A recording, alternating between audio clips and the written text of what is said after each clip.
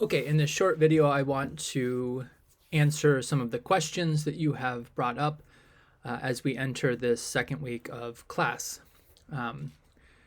These questions are about the paper, and these are pretty common questions about research papers in general. So if you have an additional question that is not answered through this presentation, feel free to email me, or we can schedule a Zoom and talk about it face-to-face. So as you can see, the main questions kind of come up in pretty consistent categories. Either people completely understand the instructions or the instructions are somewhat difficult for them to understand, or the questions are somewhat specific. So let me get to the specific questions. So for the ones I put in bold, I'm going to have to answer that question in the next two slides so that you can kind of see what I'm talking about. In general, college papers should usually be 12 font times New Roman and double spaced. You might also do this in your emails to professors. It's just kind of a standard practice. If your professor asks you to do something different than that, obviously you should do what they say. But most professors are used to 12 times New Roman double spaced. The other question that is about the methods, I'm going to go over that in the next slide. So what you identified was two different methods. So you'd have to choose which one of those, or you could certainly do both of those things. So you have two options, and I just took a snapshot here from the website. So either way, you need to get me a draft before February 1st. And in either one or two, I'm only looking for the first few questions and only at about 3 pages for your draft. And as I say in the instructions, don't worry about grammar and spelling at this point. Certainly do your best. But I'm really looking for you to show me that you understand the concepts that we've been discussing. So, if I just go over these real quickly, I think they could be a little clearer for you. So basically, in the first homelessness paper, I was asked about a couple of years ago to start work with a research group, and their question has to do with the ways people think about homelessness.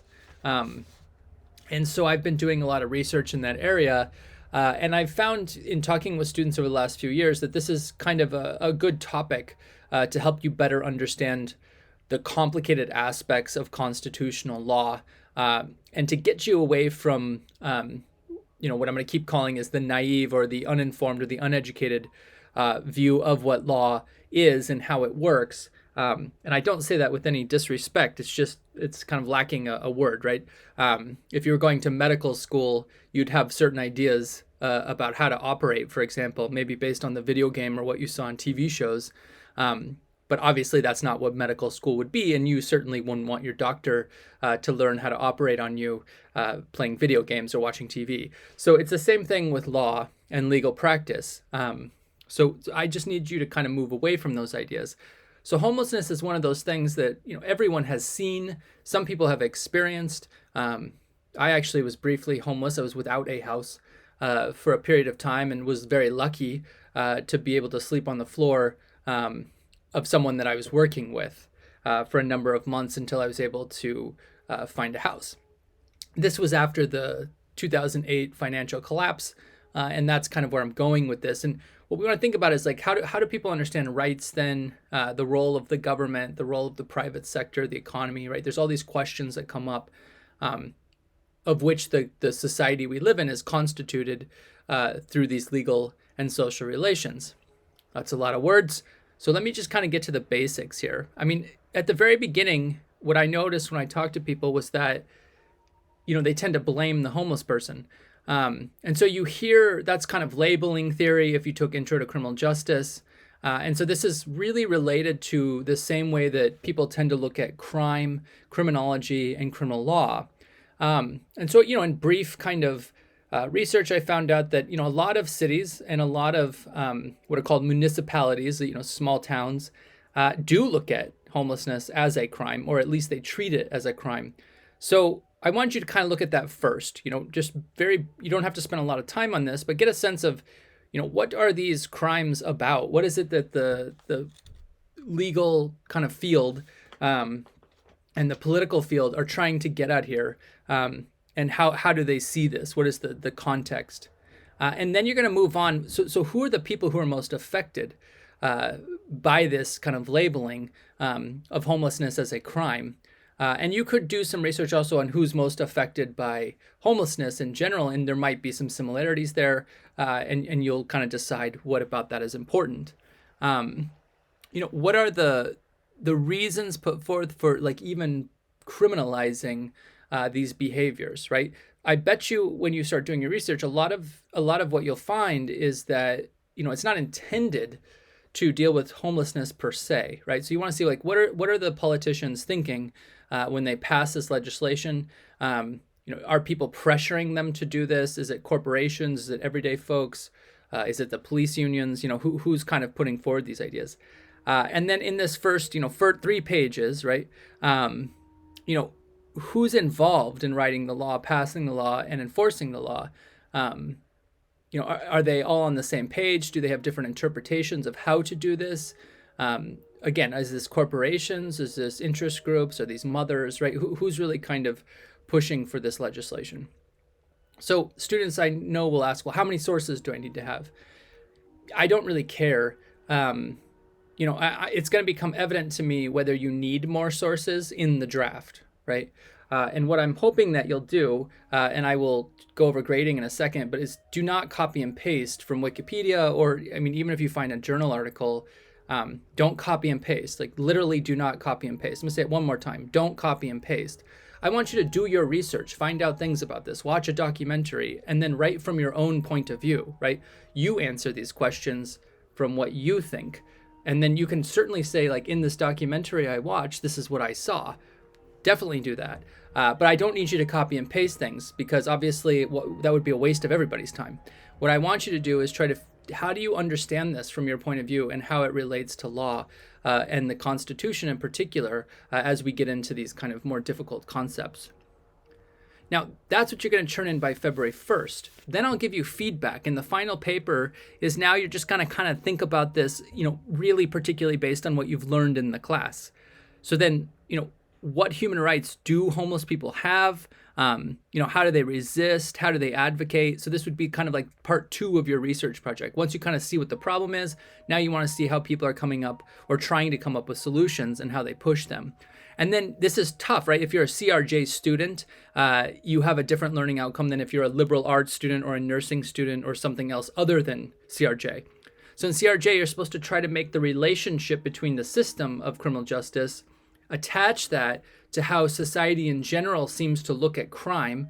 I think a good way of understanding that is looking at TV shows, looking at pop culture. How do we express our view of what crime is, especially as it relates to people who do not fit into the norm of the everyday behavior that people take for granted. And then if you're a liberal arts student, you have to really just think about, like, what was this method that you encountered? What were the sources that you thought were more valuable than others? And that's what you're mostly going to be writing about. And again, I'm going to help you in part 2 very explicitly based on what you send me. So let's say 15 students all do this assignment. There's going to be 15 different ways of looking at this. A couple of you might be similar, but by and large, you'll be pretty different. So again, you're just focusing on those first 3 pages before you do your second 3 pages. Now, if you want to do the social construction of a community constitution, it's more or less the same project, but it's a little bit different methodology because it's not the same social problem. So the social problem you're really trying to get at is kind of 2 parts, right? How can a community draft a proposal for a constitution? Like literally, where would they meet? Who would organize it? What issues would they focus on first? And so you can either do this as, try to be in your mind, if you think you're an outsider, so you're looking at some other community that you're not a part of, I don't recommend that, but students do it sometimes, and I can work with that. Or probably what would be better is if you're a part of a community or a neighborhood or a religious organization, etc., or a workplace, think about how you would use the lessons you're learning in this class to help organize a constitution.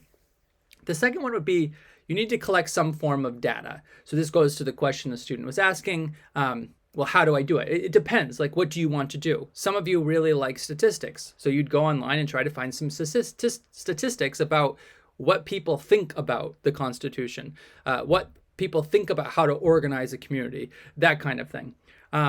You could also look for surveys online and see, summarize those surveys, right? You're not going to word for word say what was in the surveys. You're going to summarize them. What did you understand from them? You could interview people, right? And that's a pretty common approach. I like that approach because you're talking to real human beings. And then you interpret, you analyze what they said. You could also do something called a narrative media analysis. Students have had fun with this. I like this approach as well. You could watch 3 or 4 films or analyze 3 or 4 songs. Could be pictures, right? Could be a number of things. Could be memes. You could look at 3 or 4 social media accounts. And, what do people say about community? What do they say about, terms like power, justice, etc.? And then you analyze what is the story they're trying to tell. Are they the same story? Are they different? Do they all seem to follow a same kind of pattern and things like that? So it's up to you how you collect your data.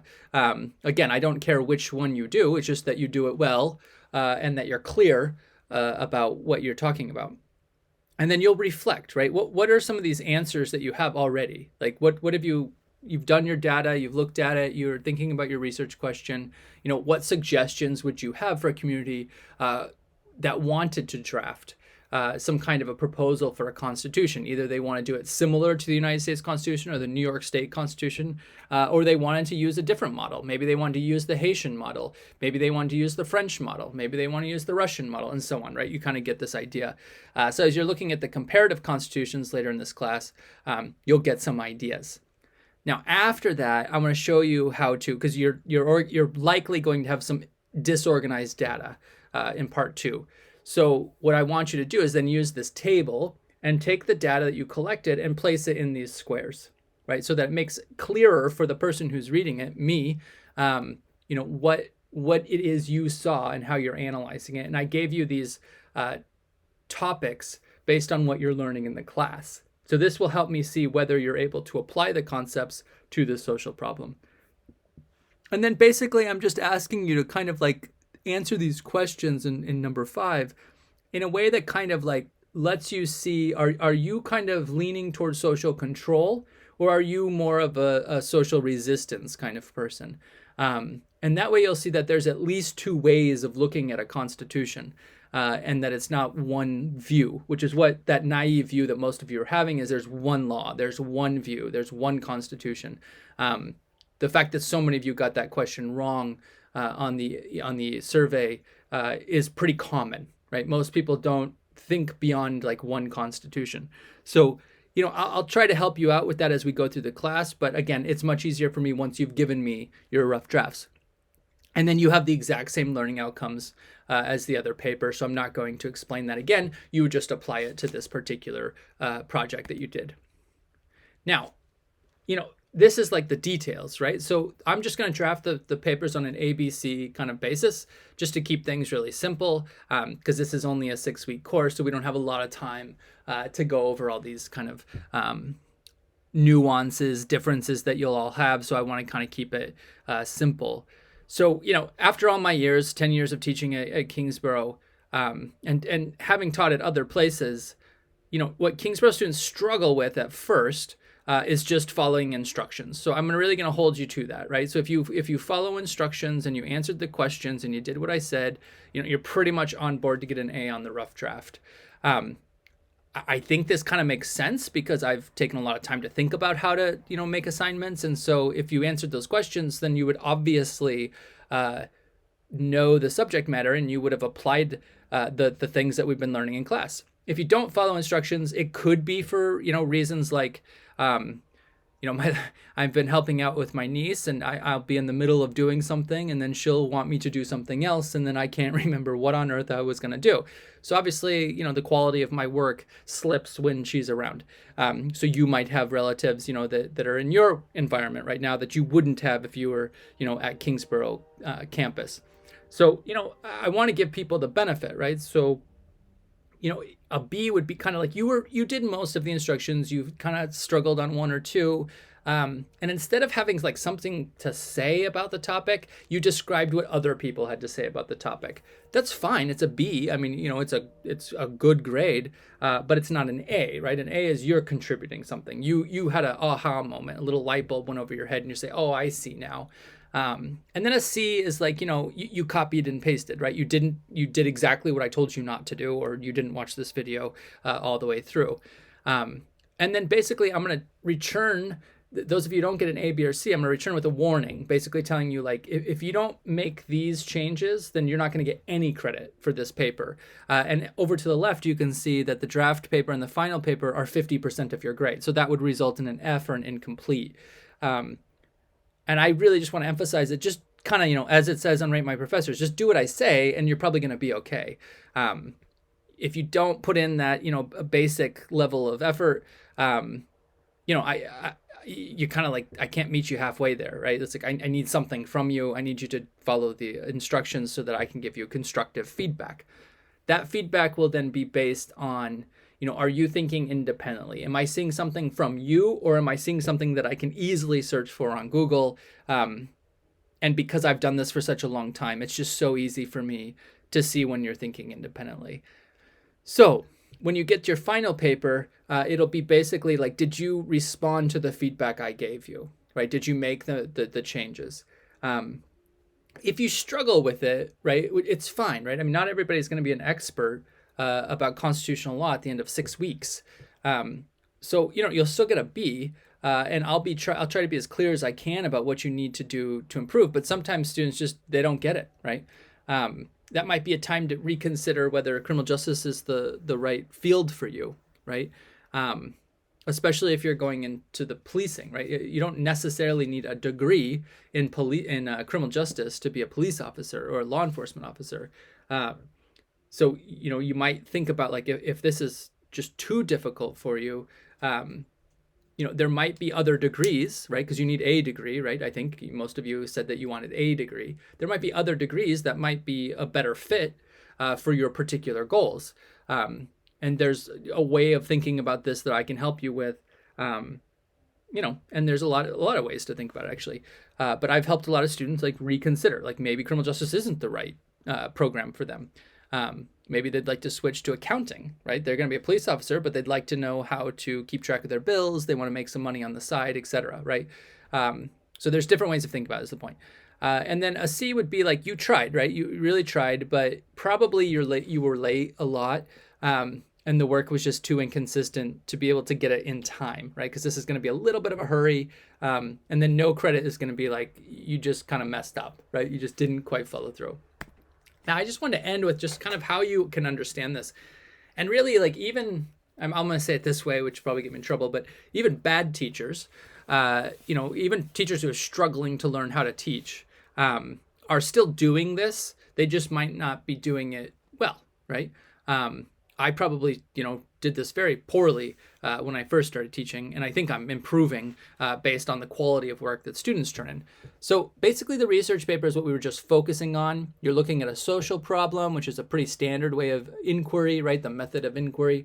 The data that you're collecting is called empirical, meaning that it's coming from lived experience. It's not coming from, quote unquote, somebody's, opinion that they threw out into the world, but they've never actually tested.